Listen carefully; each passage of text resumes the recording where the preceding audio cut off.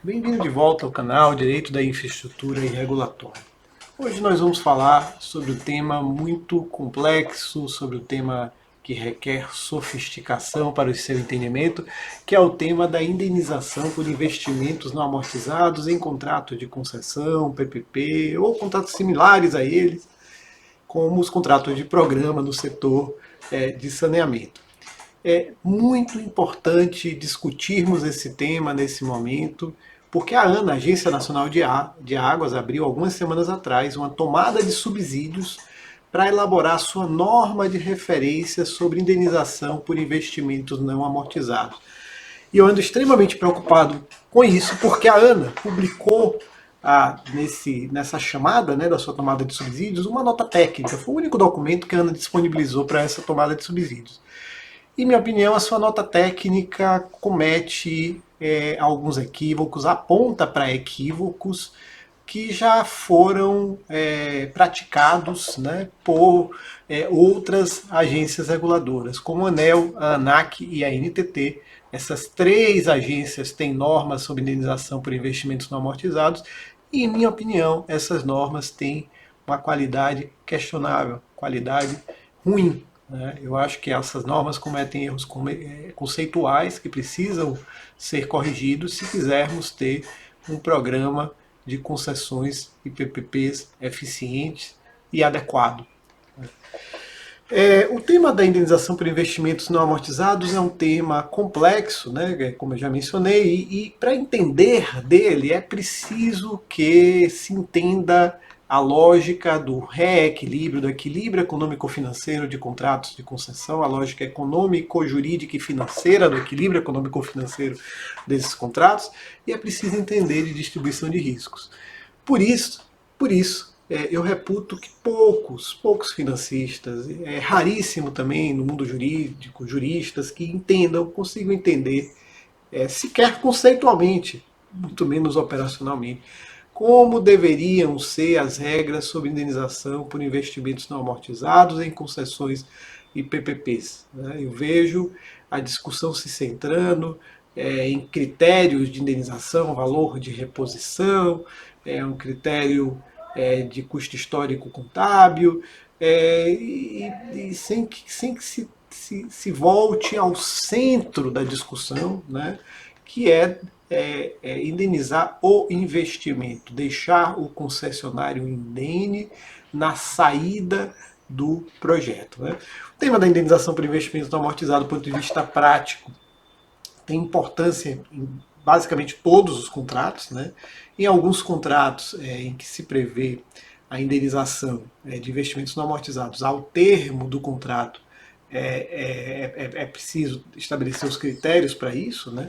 Mas na grande maioria dos contratos, a relevância do tema é para o caso de extinção antecipada do contrato. E a preocupação mais central é nas hipóteses de encampação, né, e na hipótese de rescisão, né, em que o concessionário está completamente exposto ao risco, né, do poder concedente terminar o contrato por razões políticas ou do poder concedente não cumprir o contrato, né, e ele ter que terminar antecipadamente, né, a sua execução do contrato por conta dessas decisões, né, dessa decisão do não cumprimento do contrato, decisão política de encampar o não cumprimento do contrato pelo poder público.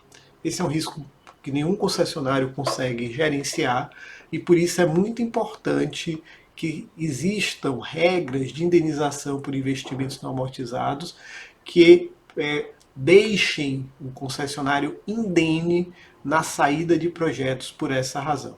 A indenização também é importante nas demais hipóteses, né? Na hipótese de caducidade, na hipótese de falência.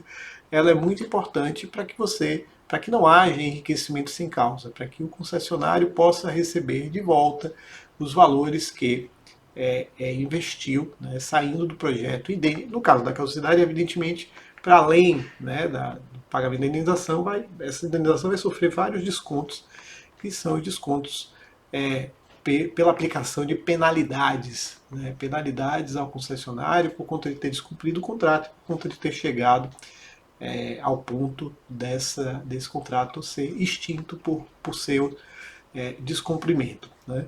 Então é um tema central, é um tema muito importante, é absolutamente oportuno discuti-lo, né, nesse momento em que a Agência Nacional de Águas está estabelecendo a regra sobre isso para os setores, né, de saneamento. E por isso eu quero fazer uma sequência de vídeos, farei uma sequência de vídeos sobre esse tema, tentando esclarecer os aspectos principais desse tema. Essa sequência de vídeos vai ser feita da perspectiva das melhores práticas. Né? É muito importante a gente ter clareza que a regra sobre indenização por investimentos não amortizados é uma regra sobre condições econômico-financeiras dos contratos. Então você não pode mudar isso nos contratos em curso, senão com o acordo das partes. Né? Daí que essa norma da ANA, e aí eu já começo aqui manifestando uma discordância em relação à nota técnica publicada pela ANA, daí que essa norma da ANA só deve ter aplicação para os contratos que vão ser assinados daqui em diante. Ela só se aplicará a contratos em curso se as duas partes concordarem, com o poder concedente, concessionária e agência reguladora, geralmente 3 partes, né, nos contratos de concessão, se essas partes concordarem que ela deve se aplicar. Se as partes não concordarem, não haverá aplicação dessa norma da ANA. Né? A nota técnica da ANA equivocadamente supõe que essa norma se aplicará aos contratos omissos, né? Aos contratos que são omissos sobre esse tema. Mas contratos omissos são contratos protegidos pelo ato jurídico perfeito. Então a solução dos conflitos sobre como deve ser a indenização por investimento não amortizado deve ser feita conforme as regras do próprio contrato. Né? Por acesso ao judiciário, por acesso à mediação se houver previsão disso, à arbitragem se houver previsão disso. Então, a ANA não pode criar uma regra que interfere, que muda condições econômico-financeiras dos contratos sem um acordo, sem que as partes estejam ok com isso, mesmo que os seus contratos sejam omissos. Né? Então, já discordando em relação a isso da ANA, eu quero deixar claro que eu vou adotar, portanto, a perspectiva das melhores práticas, como deveria ser essa norma. Não vou analisar contratos específicos.